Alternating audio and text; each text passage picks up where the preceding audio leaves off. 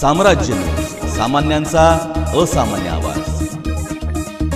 सोलापूर महानगरपालिकेचे आयुक्त डॉक्टर सचिन ओंबासे यांच्या आदेशानुसार उपायुक्त आशिष लोकरे यांच्या नियंत्रणाखाली आरोग्य विभागामार्फत मलेरियापासून बचाव व प्रतिबंधात्मक उपाययोजना शहरभर राबवण्यात येत आहेत। महानगरपालिकेच्या सर्व 1 ते 8 विभागीय कार्यालयांच्या हद्दीत एकूण 60 क्षेत्र कार्यकर्ते दररोज 2 सत्रांमध्ये काम करत आहेत। हे कर्मचारी शहरातील पाणी साचलेले खड्डे, गटारी, डबके तसेच इतर डास उत्पन्न होणाऱ्या ठिकाणी नियमितपणे डास प्रतिबंधक औषधांची फवारणी करत आहेत। या मोहिमेचा उद्देश डासांची उत्पत्ती कमी करणे व मलेरियाचा प्रादुर्भाव रोखणे हा आहे। तसेच नागरी आरोग्य केंद्राच्या आशा सेविका, आरोग्य सेवकांच्या माध्यमातून घराघरात सर्वेक्षण मोहीम राबवण्यात येत असून नागरिकांना डास प्रतिबंधासाठी जागरूक केले जात आहे।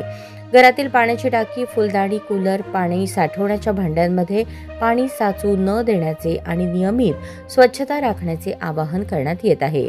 ऑक्टोबर महिन्यापर्यंत आरोग्य विभागामार्फत 8816 घरांचे सर्वेक्षण पूर्ण करण्यात आले असून या माध्यमातून नागरिकांमध्ये मलेरियाविषयीची जनजागृती करण्यात आली आहे। वारंवार येणारा ताप, थंडी वाजणे, घाम येणे, डोकेदुखी, अंगदुखी, थकवा, मळमळ, उलट्या अशी कोणतीही लक्षणे आढळल्यास नागरिकांनी त्वरित जवळच्या शासकीय रुग्णालयात किंवा सोलापूर महानगरपालिकेच्या आरोग्य केंद्रात तपासणी करून घ्यावी असे आवाहन महानगरपालिकेच्या आरोग्य अधिकारी राखी माने यांनी केले आहे।